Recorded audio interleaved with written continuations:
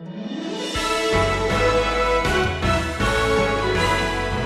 what Paul will do is he will begin to introduce his God at the same point, by the way, that anyone has to start at with a pre-Christian world like Athens or America. You begin with Genesis chapter 1, verse 1. And so Paul begins his declaration of who God is by telling these Athenians the next shocking declaration, and that is this: the unknown God, whom I know, created everything that is.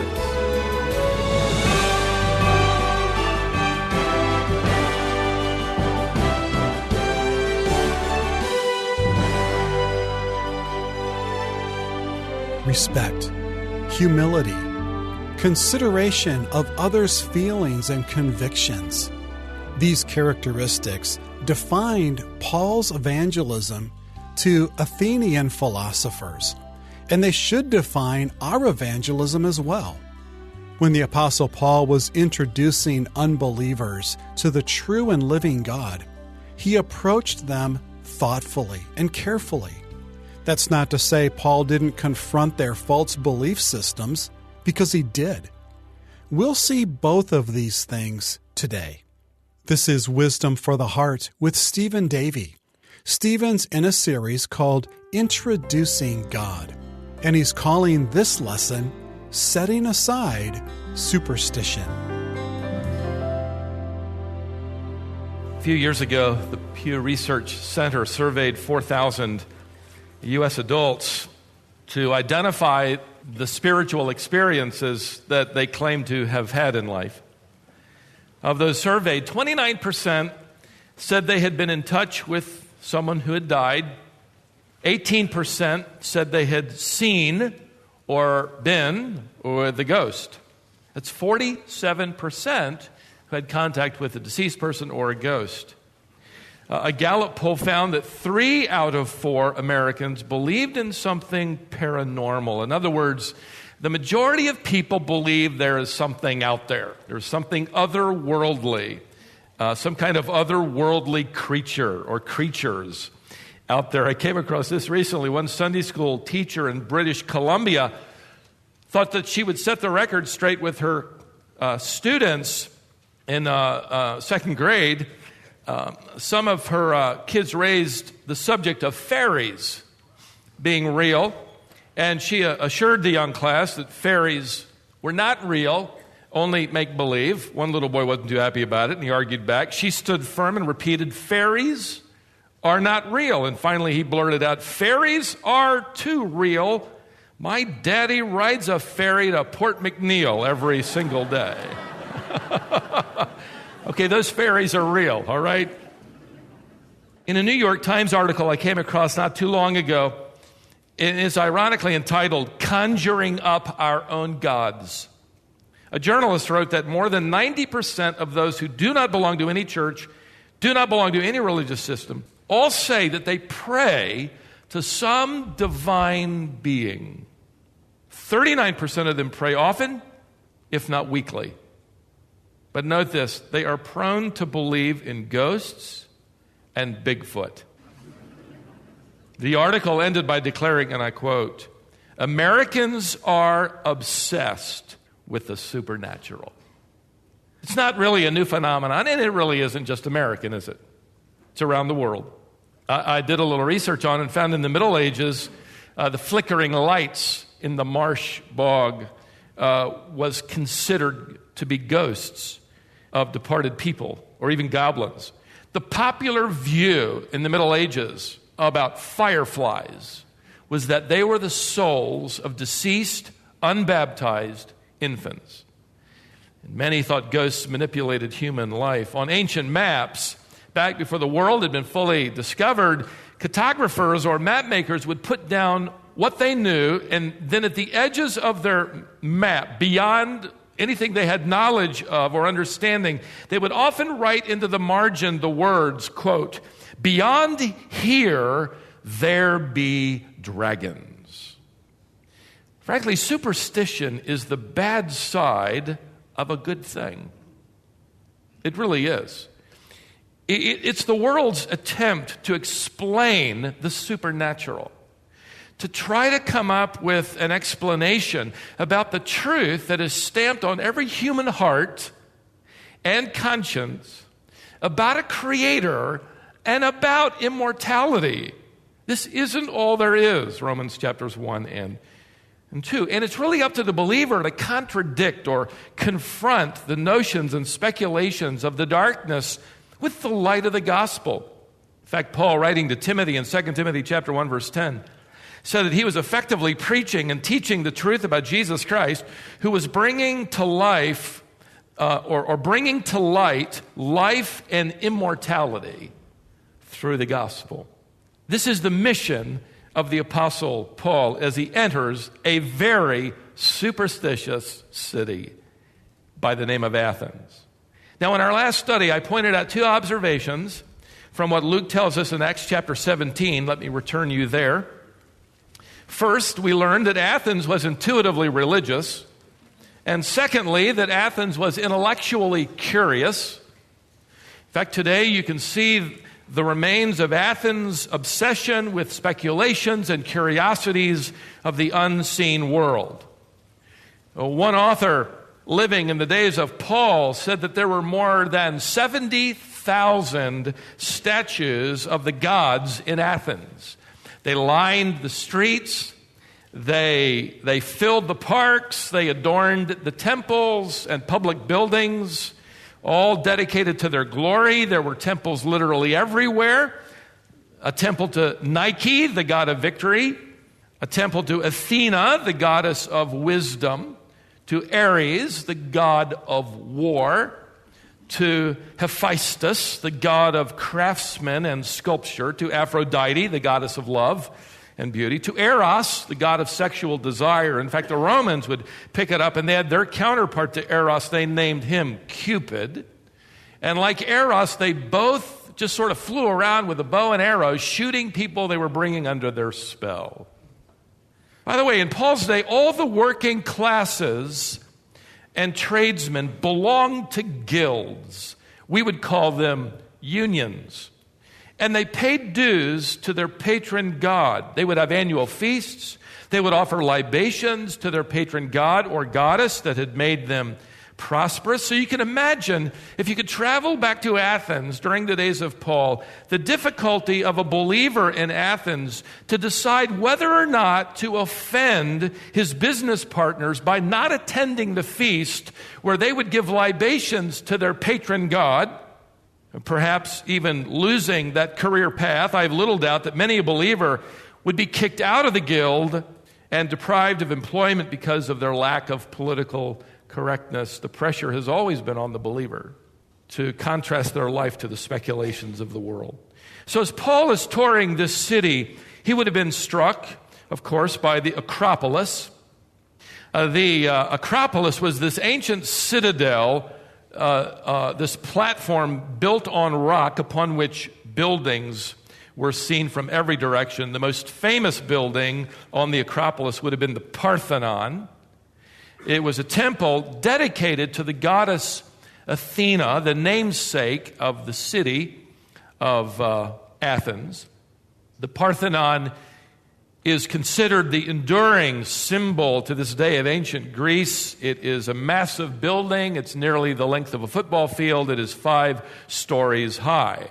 Paul would have also seen the Odeon of Herod. This was a famous theater that was in full swing when Paul arrived. The theater was wildly popular. It would also be the place for musical concerts and poetry festivals, as well as plays. Paul, no doubt, would have stared at one particular temple built with incredible beauty and with its sculptured columns that formed the porch of a temple dedicated to Athena and Poseidon.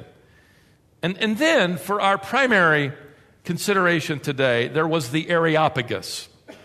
The Areopagus was a natural stone outcropping that jutted up 500 feet in the air, and it served as the outdoor court for the Supreme Court of Athens. Today, all the names of the Supreme Court justices before whom Paul stood have long been forgotten, except for one who will show up a little later on in this text. But I want you to just imagine this scene as Paul has taken up these stone stairways, and they have been restored. He's going to walk up these stairs to the top of the Areopagus where the council has convened. It's going to be up these stairs and on top of this windswept open chamber where Paul is going to have this panoramic view of Athens as he introduces to them the living God. He's about to introduce God and several of his attributes to a city that is intuitively religious, that is intellectually curious. Let me give you a third observation, then we'll look at the text. Athens was inwardly anxious. With all that it believed, with all of its buildings, with all of its gods and goddesses, with all of its temples, with all of its statues, with all of its religious investments and rituals, Athens was still, at its core, inwardly anxious. Let me show you where. Let's pick the narrative back up where we left off at verse 22. And Paul stood in the midst of the Areopagus. These men would have been forming a semicircle around him, these 50 council members. And he said, "Men of Athens, I observe that you are very religious in all respects." By the way, don't overlook this gracious, tactful introduction. I observe that you are very religious. Paul does not say, I observe that you are very ridiculous, okay? Or I observe that you are very superstitious.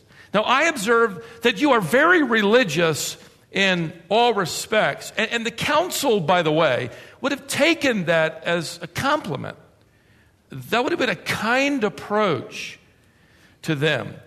Very religious. You could literally, rather woodenly translate that Greek phrase. He's effectively saying, I can see that you are fearing the gods. It isn't his attempt right now to say, what in the world is going on around here with all this stuff you're making up? No, I can see that you could translate them this way. I can see how religiously devoted you are. And I think those men would have sat there probably nodding their heads thinking, this guy understands us. He gets us. It's a wonderful introduction and a good model for us. Notice further, "For while I was passing through and examining the objects of your worship, I also found an altar with this inscription, to an unknown God." Athens had discovered so many things. They were the birthplace of democracy. They were the home of Socrates and Plato and Aristotle with all their sage advice. But the most important truth they had not discovered, and they were troubled by it. They fit the description of what Paul wrote to Timothy in 2 Timothy chapter 3 and verse 7, where Paul says that unbelievers are always learning but never able to come to the knowledge of the truth. You can learn a lot of things, but never come to know the most important thing. And so because of this, they're living in a world of inward anxiety and confusion, and they've erected these pedestals and even temples, Tertullian tells us, dedicated to the unknown God. We're probably missing one, and we don't want to do that. So here you go. Beloved, you travel the world, and you see the same uncertainty played out in every culture. In fact, I was reading in one journal not too long ago, and I pulled it out, the Hindu practice of Kumari, and I hope I translate that correctly. The belief that the supreme goddess of the cosmos, who gave birth to everything through her womb, that she inhabits a young girl's body for a brief time. The Hindu believe, in fact, this is shared from what I could research and discover by many Buddhists as well. It holds that the supreme goddess, Telaju, who birthed the cosmos from her womb, indwells a carefully selected young girl for a period of time, and that young girl then becomes the incarnation, as it were, of the goddess, and she can be worshipped as deity. You can see the kernels of the gospel, can't you, even though twisted in the end. She's worshipped. I went online and I watched about 15 minutes of an annual festival where she is dressed up in an amazing costume, and people are nearly fainting around her. The goddess, a few years ago, that had been selected, though, caused quite a stir. Evidently, the rules are that under no circumstance can the goddess ever leave Nepal. She's carefully watched and cared for, typically living in a central palace.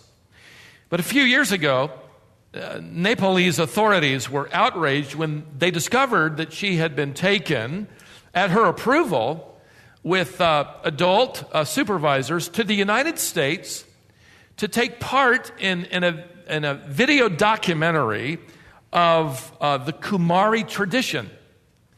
And when she returned home, the article said she received notification that she was now terminated as a goddess. I mean, God was fired, basically, is what they're saying. She was no longer worthy of being worshipped as a deity. However, I couldn't help but chuckle, after pressure from the public, oh, goodness, thanks for the public, and her own show of remorse, the government backed down and agreed that she could stay a goddess if, and I quote, she goes through an intense cleansing process that washes her of the sins of the countries she visited while traveling abroad. Now, just think about that for a moment. What insecurity. If even your goddess has to be cleansed from sin and can lose her deity, how can any Hindu ever hope to be cleansed of their sin and even be secure that they're following a deity that's going to last? Well, here in Athens, with all of their ceremony and all of their curiosity and all of their religious piety, Paul effectively finds them in the same state of spiritual anxiety. Notice the end of verse 23. What therefore you worship in ignorance, this I proclaim to you. He's coming to the end of his introduction. In other words, the God whose name you do not know, he's not calling them ignorant, by the way. He simply say, what you don't know, the one whom you worship without knowledge of who he is, I'm going to proclaim him to you. I'm going to tell you who he is. Now, with that statement, what Paul does is absolutely brilliant. He sets the legal stage for his introduction of God. You know, one of the things we miss when we speed read or speed preach is the fact that Paul is engaged here in a legal trial. He's not standing before the Supreme Court because he thought this would be a great place to do a little evangelism. No, Athenian law required that any new religious system and the following of any new god receive the approval of this council. And so, in fact, Josephus, in my study, I encountered one thing he said. He was the first century Jewish historian who wrote that it was forbidden by Athenian law. Let me quote him. And the penalty decreed for anyone who introduced a foreign god was death. End quote. The most famous example, and by the way, I'm going to take you back to college or high school days when you may have read this, but the most famous example in Athens was 500 years before Paul arrived. Socrates had been roaming the streets of the city of Athens, teaching this growing band of followers, most of them young people, that the gods of Greece were not who they thought they were. He denied the omnipotence of the pantheon. He denied that gods were all powerful. And he rejected the polytheism of the culture, that is the worship of many gods. Now, while he didn't follow the truth of one God, the true and living creator, he didn't follow the superstitions of his culture either. So he's effectively teaching a new religion. In fact, he was charged with atheism because he didn't buy into the polytheism of his day. He's brought up on charges. He literally is brought to trial on the very hill where Paul now stands 500 years later. And the Senate, or this council, I should say, claims that he is corrupting the youth of Athens. And they sentence him to die by drinking poisonous hemlock, which he did. Now here we are, 500 years later, at this text, and Paul is referencing the nearby pedestals. He's referencing the nearby temple, dedicated to the unknown God. And what he's really doing is informing them, I'm not telling you about a new God. I'm not introducing a foreign deity to you, somebody new. I'm really just going to talk to you about the name and the nature of the God you've always wondered about. You have temples dedicated to him. It's a brilliant strategy of Paul. He's claiming to provide this stunning answer to centuries of uncertainty. Now, where do these pedestals and altars and temples originate to this unknown God? 600 years before Paul arrives in Acts chapter 17, Athens had been besieged by a terrible plague. People were dying every day, and they were terrified of what was happening. They were desperate for an answer from their gods. No answer came, and with that, then no cure. A famous poet from the island of Crete, his name was Epimenides. He came up with a solution. He said, I know what's going on. There are some gods that are angry because they have been overlooked in the worship of Athens. The citizens have been overlooking them. Now, he didn't know which gods, but whoever they were, or whoever it was, they were the cause behind the plague. And the council thought, that's brilliant, that's it.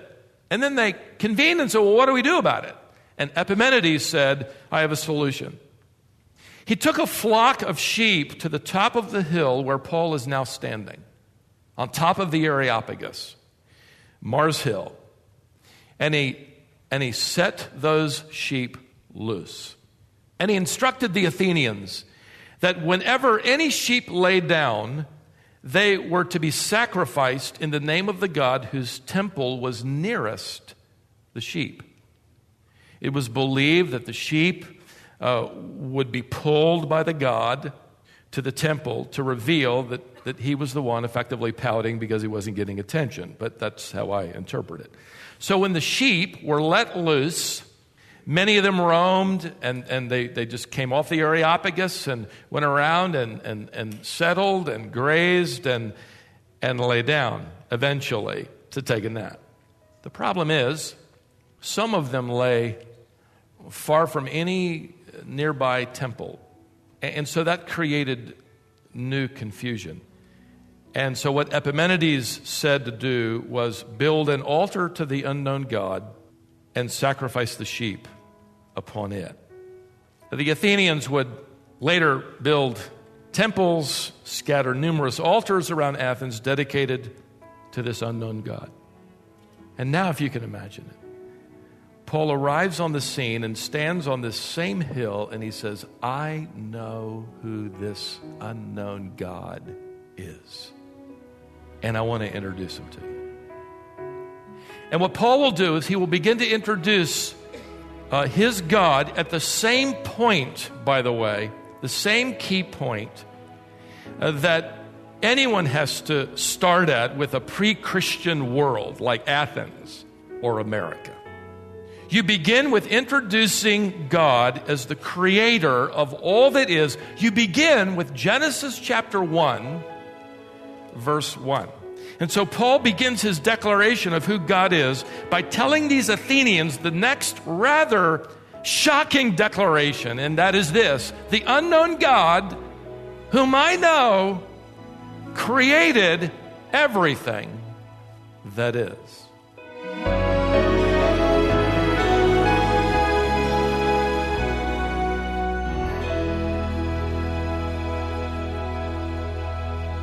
Knowing God as Creator is the next truth that the Apostle Paul will reveal to the unbelievers he was talking to that day. We'll come to that in our next Bible lesson here on Wisdom for the Heart with Stephen Davey. Here's a note we received recently from Kevin here in North Carolina. I'm so thankful to add more godly truth to my journey as I listen to Wisdom for the Heart. I feel as if my pilgrimage is better equipped for having found your ministry. I work in the medical field, and specifically with COVID-19. God has used this time to draw me deeper into a walk with Jesus. Podcasts, listening to BBN, along with Wisdom for the Heart, keeps me in God's Word daily. Last night, after a 14-hour shift, I opened my first copy of your Heart to Heart magazine. I picked it up thinking that sleep would arrive soon. That's pretty funny, Kevin. Well, I was delighted to read the article where you mentioned reaching Mandarin speakers in Flushing, Queens. I got to visit China in 2007 on an adventurous missions trip. It was worth my 19-year wait, invested in prayer over China. I was raised in Flushing, and God gave me a burden for the Chinese people after my conversion in 1984. Thank you for the Wisdom International app to share with others. God is using your Mandarin, Spanish, and Portuguese resources, and I'm glad to be equipped with another tool. Wow, Kevin, thanks so much for taking the time to share with us. Friends, if you'd like to send us a note, you can address your email to info@wisdomonline.org. You can also write to us at Wisdom International, P.O. Box 37297, Raleigh, North Carolina, 27627. And by the way, the magazine Kevin was referring to, Heart to Heart, is a resource we send to all of our Wisdom partners. If you're not one of our Wisdom partners, we'd be happy to send you the next 3 issues of the magazine as our gift to you. There's a sign-up form on our website, or you can call us. Our number is 866-48-BIBLE. Our website is wisdomonline.org. As I mentioned a moment ago, we'll be looking at what Paul said about God being the creator of the universe in our next lesson.